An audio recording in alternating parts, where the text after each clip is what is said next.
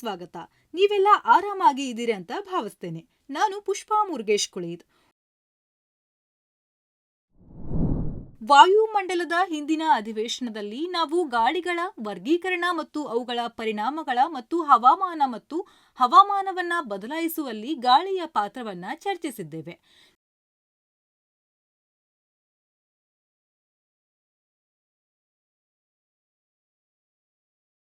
ನಾವೀಗ 9ನೇ ತರಗತಿಯ ಸಾಮಾಜಿಕ ಅಧ್ಯಯನದಿಂದ ವಾತಾವರಣದ ಬಗ್ಗೆ ಇನ್ನಷ್ಟ ತಿಳಿದುಕೊಳ್ಳೋಣ.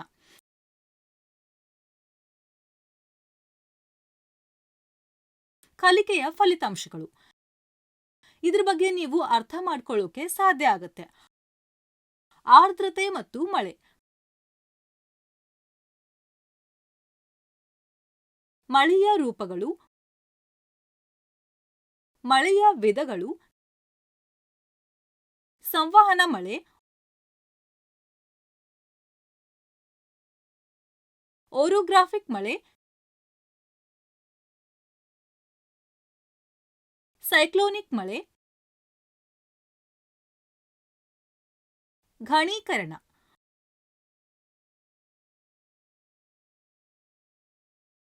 ಓರೋಗ್ರಾಫಿಕ್ ಮಳೆ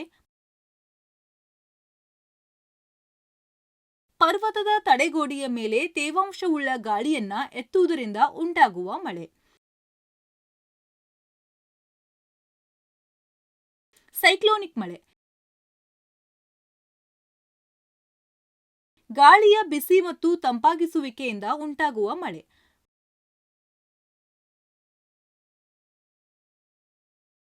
ಘನೀಕರಣ ಆವಿ ಅಥವಾ ಅನಿಲವನ್ನ ದ್ರವವಾಗಿ ಪರಿವರ್ತಿಸುವುದು.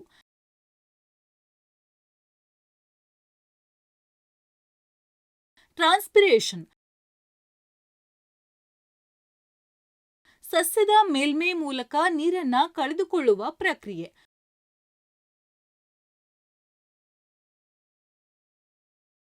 ಸಾಪೇಕ್ಷ ಆರ್ದ್ರತೆ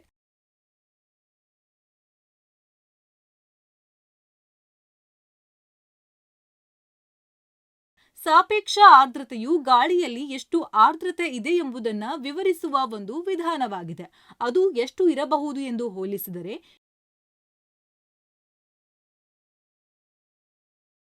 ಡ್ಯೂ ಪಾಯಿಂಟ್. ಗಾಳಿಯಲ್ಲಿ ನೀರಿನ ಆವಿ ಸ್ಯಾಚುರೇಟೆಡ್ ಆಗುವ ತಾಪಮಾನ ಮತ್ತು ನೀರಿನ ಹನಿಗಳು ರೂಪುಗೊಳ್ಳಲು ಪ್ರಾರಂಭಿಸುತ್ತವೆ.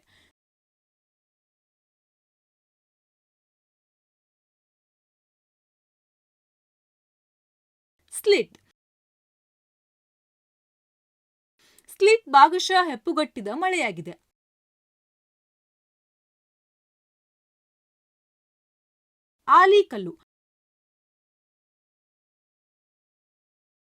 ಆಲಿಕಲ್ಲುಗಳು ಆಕಾಶದಿಂದ ಮಳೆಯಂತೆ ಬೀಳುವ ಮಂಜುಗಡ್ಡೆಯ ಸಣ್ಣ ಚೆಂಡುಗಳಾಗಿವೆ.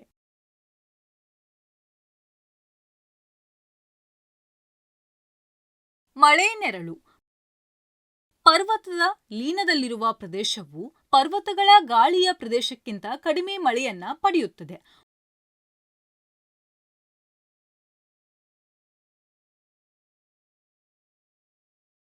ಉಷ್ಣವಲಯದ ಚಂಡಮಾರುತ ಉಷ್ಣವಲಯದ ಚಂಡಮಾರುತವು ಸಮಭಾಜಕ ಬಳಿ ಭೂಮಿಯ ಬೆಚ್ಚಗಿನ ಭಾಗದಲ್ಲಿ ಬೆಚ್ಚಗಿನ ಸಮುದ್ರದ ನೀರಿನ ಮೇಲೆ ವೃತ್ತಾಕಾರದ ಗಾಳಿಯ ಚಲನೆಯಾಗಿದೆ.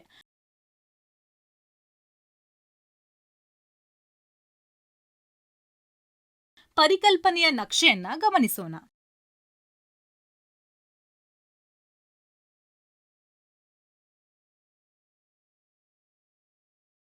ಈಗ ನಾವು ಹೆಚ್ಚಿನ ಅಂಶಗಳನ್ನ ಅರ್ಥ ಮಾಡ್ಕೊಳ್ಳೋಣ. ಆರ್ದ್ರತೆ ಮತ್ತು ಮಳೆ. ವಾತಾವರಣದಲ್ಲಿ ನೀರಿನ ಚಕ್ರವು ಹೇಗೆ ಕಾರ್ಯನಿರ್ವಹಿಸುತ್ತದೆ ಎಂಬುದನ್ನು ನಾವು ನೆನಪಿಸಿಕೊಳ್ಳೋಣ. ಜಲಗೋಳ ಮತ್ತು ವಾತಾವರಣವು ಪರಸ್ಪರ ಹೇಗೆ ಸಂವಹನ ನಡೆಸುತ್ತೆ ಎಂಬುದನ್ನು ನೀವು ಅರ್ಥ ಮಾಡಿಕೊಳ್ಳಬಹುದು.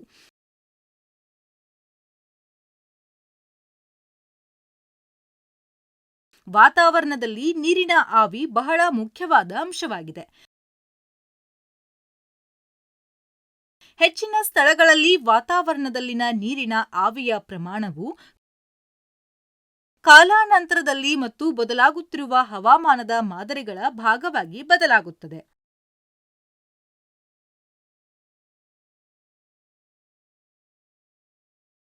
ಅನೇಕ ಸ್ಥಳಗಳಲ್ಲಿ ಚಳಿಗಾಲದಲ್ಲಿ ಇದು ಶುಷ್ಕ ಮತ್ತು ತಂಪಾಗಿರುತ್ತವೆ.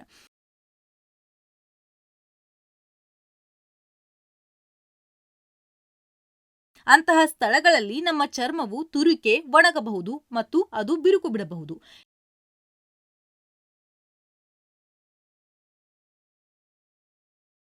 ಹೆಚ್ಚಿನ ತಾಪಮಾನದೊಂದಿಗೆ ಸೇರಿಕೊಂಡು ಇದು ನೀರಿನ ಆವಿಯಾಗಿದ್ದು ಅದು ನಿಮಗೆ ವಿಷಕಾರಿ ಮತ್ತು ಬೆವರುವಿಕೆಯನ್ನ ಉಂಟುಮಾಡುತ್ತೆ.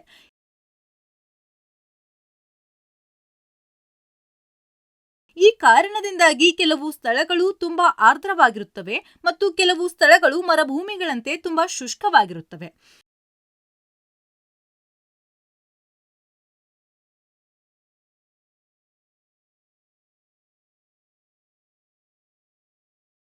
ವಾತಾವರಣದಲ್ಲಿ ತೇವಾಂಶ ಜಲಮೂಲಗಳಿಂದ ಆವಿಯಾಗುವಿಕೆಯ ಮೂಲಕ ಮತ್ತು ಸಸ್ಯಗಳಿಂದ ಟ್ರಾನ್ಸ್ಪಿರೇಷನ್ ಮೂಲಕ ಪಡೆಯಲಾಗುತ್ತೆ.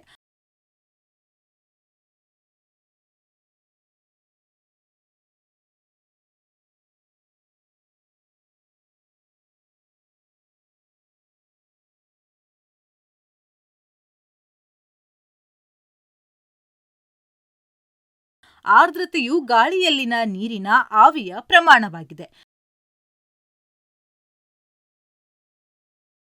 ಹೆಚ್ಚಿನ ಆರ್ದ್ರತೆಯಲ್ಲಿ ನಮ್ಮ ಬೆವರು ನಮ್ಮನ್ನ ತಂಪಾಗಿಸುವುದಿಲ್ಲ, ಏಕೆಂದರೆ ಅದು ಆವಿಯಾಗಲು ಸಾಧ್ಯವಿಲ್ಲ. ಕಡಿಮೆ ಆರ್ದ್ರತೆಯಲ್ಲಿ ನಾವು ಬಾಯಾರಿಕೆಯನ್ನ ಅನುಭವಿಸುತ್ತೇವೆ.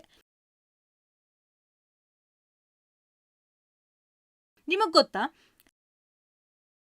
ಹೈಗ್ರೋಮೀಟರ್ ಗಾಳಿಯ ನೀರಿನ ಆವಿ ಅಂಶವನ್ನ ಅಳೆಯುವ ಸಾಧನವಾಗಿದೆ.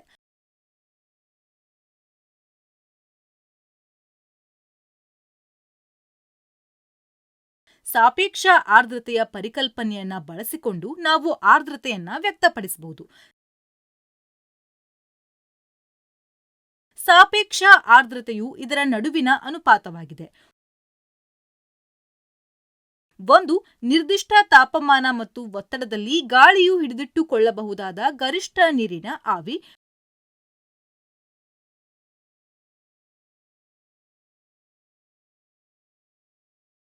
ಮತ್ತು 2 ಯಾವುದೇ ಸಮಯದಲ್ಲಿ ಅದು ಹೊಂದಿರುವ ನೀರಿನ ಆವಿಯ ನಿಜವಾದ ಪ್ರಮಾಣ. ಉದಾಹರಣೆಗೆ 20 ಡಿಗ್ರಿ ಸೆಲ್ಸಿಯಸ್ ತಾಪಮಾನದಲ್ಲಿ ಗಾಳಿಯು ಪ್ರತಿ ಘನ ಮೀಟರ್ಗೆ 80 ಗ್ರಾಂ ನೀರಿನ ಆವಿಯನ್ನ ಹೊಂದಿರುತ್ತದೆ.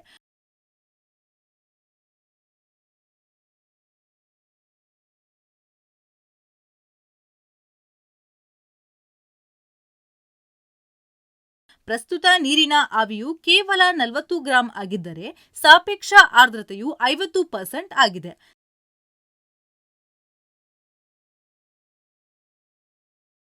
ತಾಪಮಾನದಲ್ಲಿ ಇಳಿಕೆ ಅಥವಾ ನೀರಿನ ಆವಿಯು ಸೇರ್ಪಡೆಯೊಂದಿಗೆ ಸಾಪೇಕ್ಷ ಆರ್ದ್ರತೆ ಹೆಚ್ಚಾಗುತ್ತದೆ.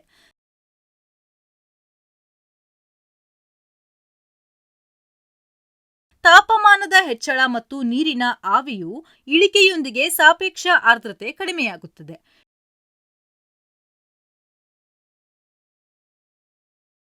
ಶುದ್ಧತ್ವ ಮಟ್ಟವನ್ನ ತಲುಪುವ ನಿರ್ಣಾಯಕ ತಾಪಮಾನವನ್ನ ಡ್ಯೂ ಪಾಯಿಂಟ್ ಎಂದು ಕರೆಯಲಾಗುತ್ತೆ.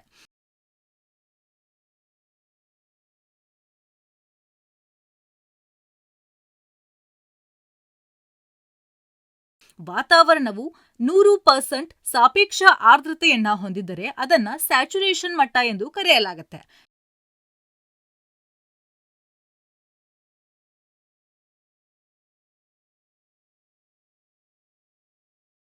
ಘನೀಕರಣ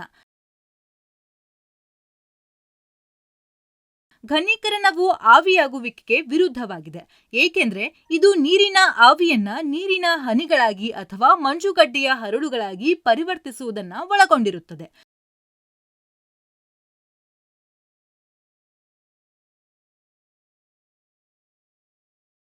ಸಾಪೇಕ್ಷ ಆರ್ದ್ರತೆಯು 100%ಗಿಂತ ಹೆಚ್ಚಾದಾಗ ವಾತಾವರಣದಲ್ಲಿರುವ ಹೆಚ್ಚುವರಿ ನೀರಿನ ಆವಿಯು ನೀರಿನ ಸಣ್ಣ ಹನಿಗಳಾಗಿ ಘನೀಕರಣಗೊಳ್ಳುತ್ತದೆ.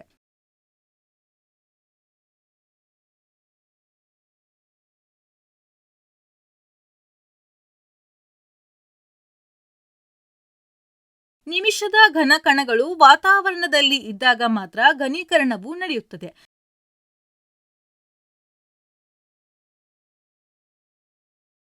ಸಂಪರ್ಕ ಮೇಲ್ಮೈಯಲ್ಲಿ ಘನೀಕರಣವೂ ಸಹ ನಡೆಯಬಹುದು.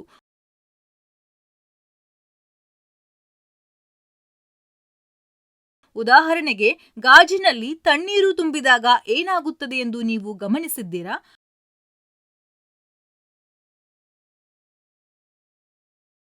ಗಾಳಿಯಲ್ಲಿನ ತೇವಾಂಶವು ತಂಪಾದ ಮೇಲ್ಮೈಯೊಂದಿಗೆ ಸಂಪರ್ಕಕ್ಕೆ ಬರುವುದರಿಂದ ಗಾಜಿನ ಹೊರ ಭಾಗದಲ್ಲಿ ಘನೀಕರಣ ಸಂಭವಿಸುತ್ತದೆ.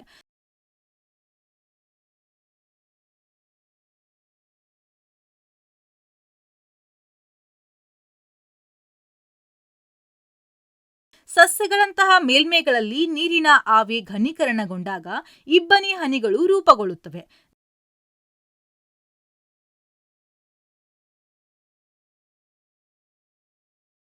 ಧೂಳಿನ ಕಣಗಳು ವಾತಾವರಣದಲ್ಲಿನ ನೀರಿನ ಆವಿಯಿಂದ ನೀರಿನ ಅಣುಗಳನ್ನ ಸಹ ಆಕರ್ಷಿಸುತ್ತವೆ.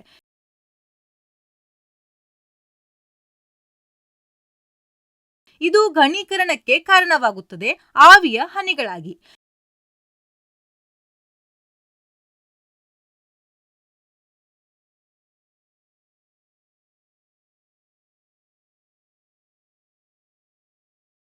ಲಕ್ಷಾಂತರ ಮತ್ತು ಮಿಲಿಯನ್ ಗಟ್ಟಲೆ ಈ ಹನಿಗಳು ವಿವಿಧ ರೀತಿಯ ಮೋಡಗಳಾಗಿ ಒಟ್ಟಿಗೆ ಕಾಣಿಸಿಕೊಳ್ಳುತ್ತವೆ.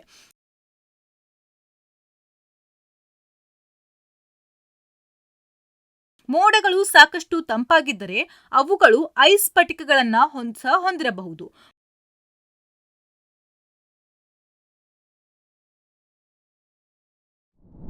ಮೋಡಗಳನ್ನ ಅವುಗಳ ರೂಪಗಳು ಮತ್ತು ಎತ್ತರಗಳ ಆಧಾರದ ಮೇಲೆ ವಿವಿಧ ಪ್ರಕಾರಗಳಾಗಿ ವರ್ಗೀಕರಿಸಲಾಗಿದೆ.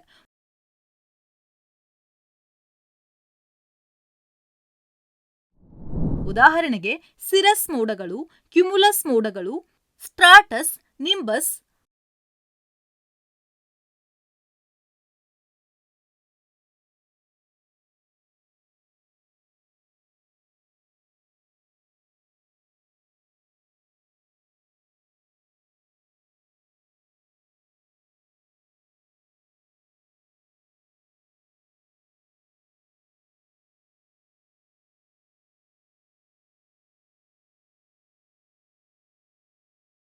ಘನೀಕರಣದೊಂದಿಗೆ ಹನಿಗಳು ಭಾರೀ ಪ್ರಮಾಣದಲ್ಲಿ ಬೀಳುತ್ತವೆ.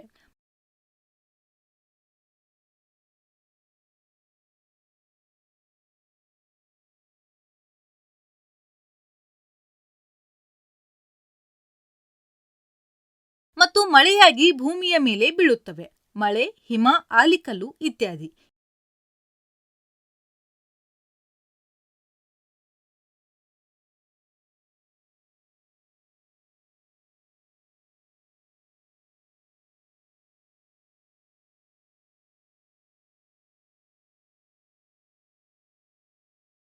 ಈ ಹನಿಗಳು ಭೂಮಿಯ ಮೇಲ್ಮೈಗೆ ಬಹಳ ಹತ್ತಿರದಲ್ಲಿ ಸಾಂದ್ರೀಕರಿಸಿದರೆ ಹನಿಗಳು ಹಗುರವಾಗುತ್ತವೆ ಮತ್ತು ನಾವು ಮಂಜು ಪಡೆಯುತ್ತೇವೆ.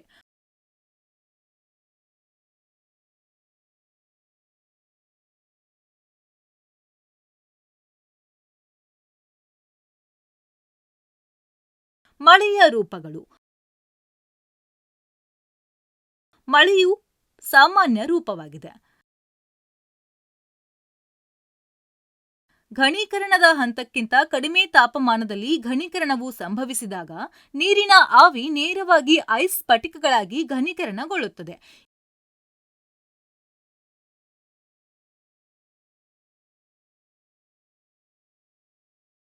ಇವುಗಳು ಪೌಡರ್ ದ್ರವ್ಯರಾಶಿಯಾಗಿ ಅಥವಾ ಹಿಮದ ಪದರಗಳಾಗಿ ಭೂಮಿಯ ಮೇಲೆ ಬೀಳಬಹುದು.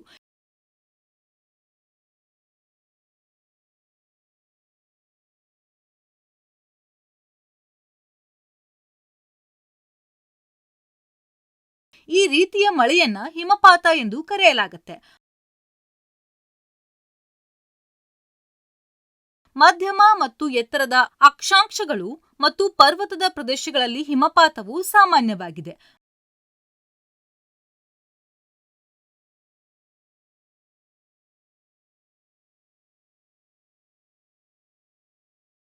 ಭೂಮಿಯ ಮೇಲ್ಮೈ ಬಳಿ ಗಾಳಿಯ ತಂಪಾದ ಪದರದ ಮೂಲಕ ಮಳೆ ಬಿದ್ದಾಗ ಮಳೆ ಹನಿಗಳು ಮಂಜುಗಡ್ಡೆಯಾಗಿ ಹೆಪ್ಪುಗಟ್ಟುತ್ತವೆ ಮತ್ತು ಕೆಳಗೆ ಬೀಳುತ್ತವೆ.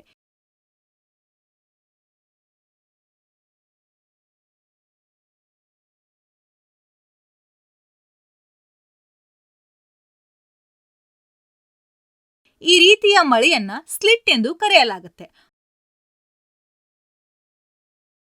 ವಾತಾವರಣದಲ್ಲಿ ಬಲವಾದ ಲಂಬವಾದ ಪ್ರವಾಹಗಳು ಇದ್ದಾಗ ಕಡಿಮೆ ತಾಪಮಾನದಲ್ಲಿ ಹೆಚ್ಚಿನ ಎತ್ತರದಲ್ಲಿ ಘನೀಕರಣವು ನಡೆಯುತ್ತದೆ.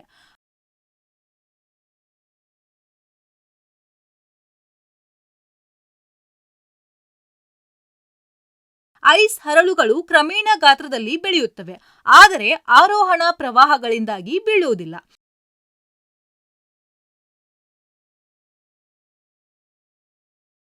ಅಂತಿಮವಾಗಿ ಐಸ್ ಸ್ಫಟಿಕಗಳು ವ್ಯಾಸದಲ್ಲಿ ಕೆಲವು ಸೆಂಟಿಮೀಟರ್ಗಳಷ್ಟು ದೊಡ್ಡ ಗಾತ್ರಕ್ಕೆ ಬೆಳೆಯುತ್ತವೆ ಮತ್ತು ಘನ ದ್ರವ್ಯರಾಶಿಗಳಾಗಿ ಕೆಳಗೆ ಬೀಳುತ್ತವೆ. ಈ ರೀತಿಯ ಮಳೆಯನ್ನ ಆಲಿಕಲ್ಲು ಎಂದು ಕರೆಯಲಾಗುತ್ತೆ.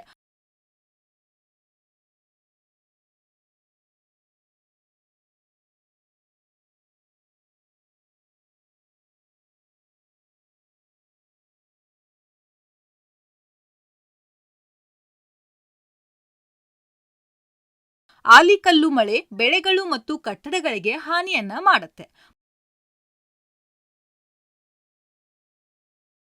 ಮಳೆಯ ವಿಧಗಳು. ಅವುಗಳ ಮೂಲದ ಆಧಾರದ ಮೇಲೆ ಮಳೆಯನ್ನ 3 ಮುಖ್ಯ ವಿಧಗಳಾಗಿ ವಿಂಗಡಿಸಬಹುದು. 1. ಸಂವಹನ ಮಳೆ. 2. ಓರೋಗ್ರಾಫಿಕ್ ಮಳೆ. 3. ಸೈಕ್ಲೋನಿಕ್ ಮಳೆ.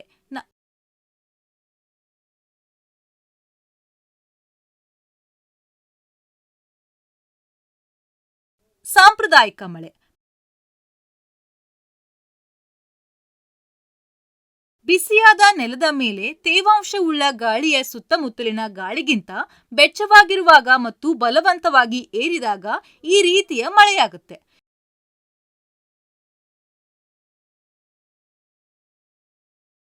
ಈ ಬಲವಂತದ ಗಾಳಿಯು ನಂತರ ವಿಸ್ತರಿಸುತ್ತೆ, ತಂಪಾಗುತ್ತೆ ಮತ್ತು ನೀರನ್ನ ರೂಪಿಸಲು ಘನೀಕರಿಸುತ್ತೆ.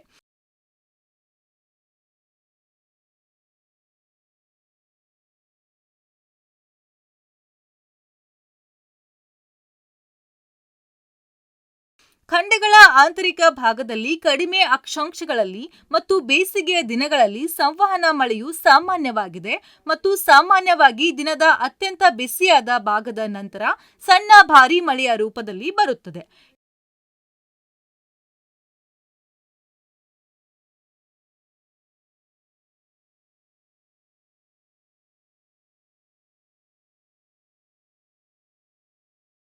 ಕೆಲವೊಮ್ಮೆ ಗುಡುಗು ಮತ್ತು ಮಿಂಚು ಇರುತ್ತೆ.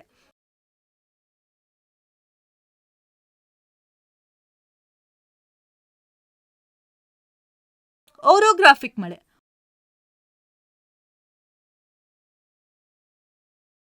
ಓರೋಗ್ರಾಫಿಕ್ ಮಳೆಯನ್ನ ಕೆಲವೊಮ್ಮೆ ಓರೋಜೆನಿಕ್ ಮಳೆ ಎಂದು ಕರೆಯುತ್ತಾರೆ.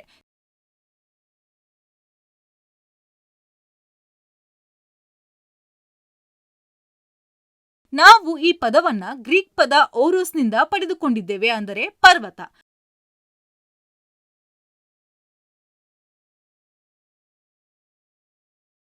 ತೇವಾಂಶವುಳ್ಳ ಗಾಳಿಯ ಪರ್ವತ ಅಥವಾ ಅದರ ಹಾದಿಯಲ್ಲಿ ಇತರ ಎತ್ತರದ ಮೇಲೆ ಬಲವಂತವಾಗಿ ಏರಿದಾಗ ಇದು ಸಂಭವಿಸುತ್ತದೆ.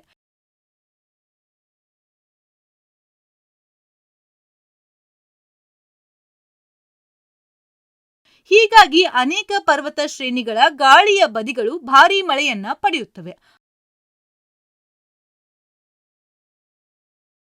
ಆದರೆ ಗಾಳಿಯು ಕೆಳಕ್ಕೆ ಚಲಿಸುವ ಲೇವಾರ್ಡ್ ಬದಿಗಳು ಕಡಿಮೆ ಮಳೆಯನ್ನ ಪಡೆಯುತ್ತವೆ.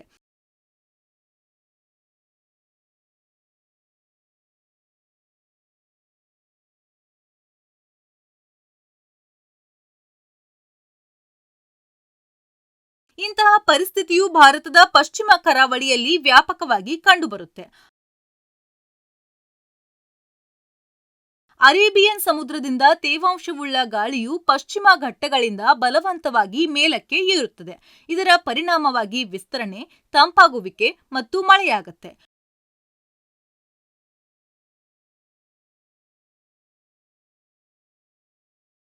ಪಶ್ಚಿಮ ಘಟ್ಟಗಳ ಇನ್ನೊಂದು ಬದಿಯಲ್ಲಿ ಅವರೋಹಣ ಗಾಳಿಯು ತೇವಾಂಶವನ್ನ ಹೊಂದಿರೋದಿಲ್ಲ ಮತ್ತು ಆದ್ರಿಂದ ಡೆಕ್ಕನ್ ಪ್ರಸ್ಥಭೂಮಿಯ ಮಧ್ಯಭಾಗದಲ್ಲಿ ಮಳೆಯನ್ನ ನೀಡುವುದಿಲ್ಲ.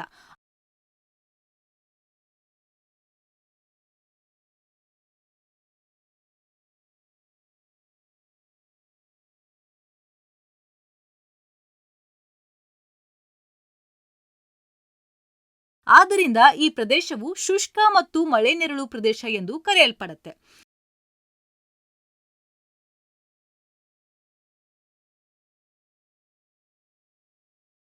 ಸೈಕ್ಲೋನಿಕ್ ಮಳೆ.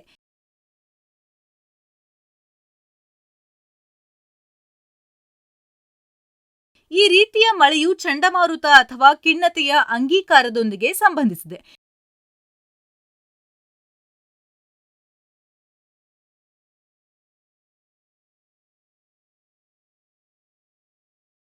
ಎರಡು ವಿಧದ ಚಂಡಮಾರುತಗಳಿವೆ: ಉಷ್ಣವಲಯದ ಚಂಡಮಾರುತಗಳು ಮತ್ತು ಸಮಶೀತೋಷ್ಣ ಚಂಡಮಾರುತಗಳು.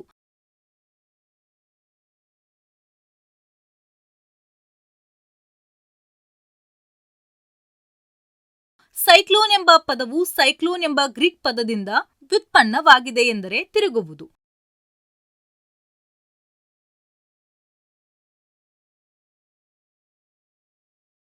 ಉಷ್ಣವಲಯದ ಚಂಡಮಾರುತಗಳನ್ನು ಬೆಚ್ಚಗಿನ ಸಮುದ್ರದ ಮೇಲ್ಮೆಯಲ್ಲಿ ಅಭಿವೃದ್ಧಿಪಡಿಸಲಾಗುತ್ತೆ ಮತ್ತು ಭೂಮಿಯ ಕಡೆಗೆ ಚಲಿಸುತ್ತವೆ.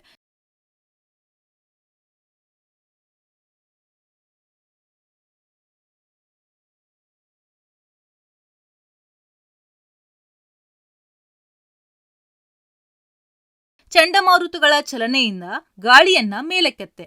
ಏರಿದ ಗಾಳಿಯು ಭಾರೀ ಮಳೆಯನ್ನ ನೀಡುತ್ತೆ.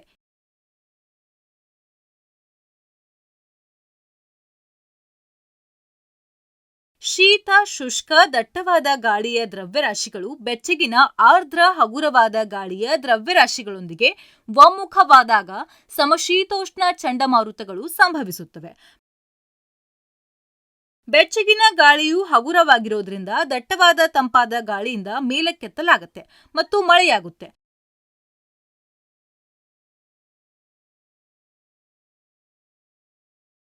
ನೋಡೋಣ. ಪ್ರಪಂಚಾದ್ಯಂತ ಮಳೆ. ಸಮಭಾಜಕ 10 ಮತ್ತು 30 ಎನ್ ಮತ್ತು ಎಸ್ ಅಕ್ಷಾಂಶಗಳ ನಡುವೆ ವ್ಯಾಪಾರ ಮಾರುತಗಳಿಂದಾಗಿ ಪೂರ್ವ ಕರಾವಳಿಯಲ್ಲಿ ಮಳೆಯು ಹೆಚ್ಚು ಮತ್ತು ಪಶ್ಚಿಮದ ಕಡೆ ಕಡಿಮೆಯಾಗುತ್ತೆ.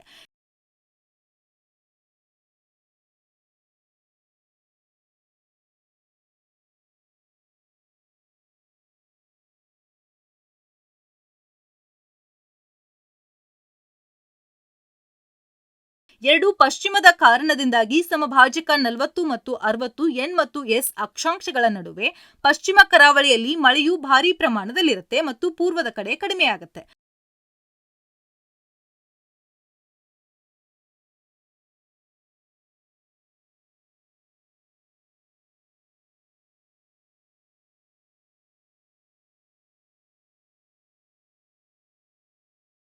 ಮೂರು ಕಡಿಮೆ ಒತ್ತಡದ ಪ್ರದೇಶಗಳು, ವಿಶೇಷವಾಗಿ ಸಮಭಾಜಕ ಸುತ್ತ ಹೆಚ್ಚಿನ ಒತ್ತಡದ ಪ್ರದೇಶಗಳಿಗಿಂತ ಹೆಚ್ಚಿನ ಮಳೆಯಾಗುತ್ತೆ.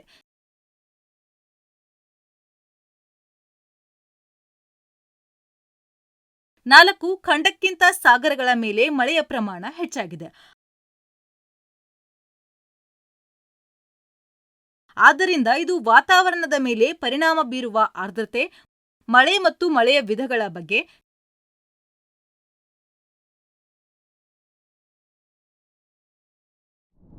ನಾವು ಈ ವಿಡಿಯೋವನ್ನ ಇಷ್ಟಪಟ್ಟಿದ್ದೀರಿ ಅಂತ ಭಾವಿಸ್ತೇವೆ.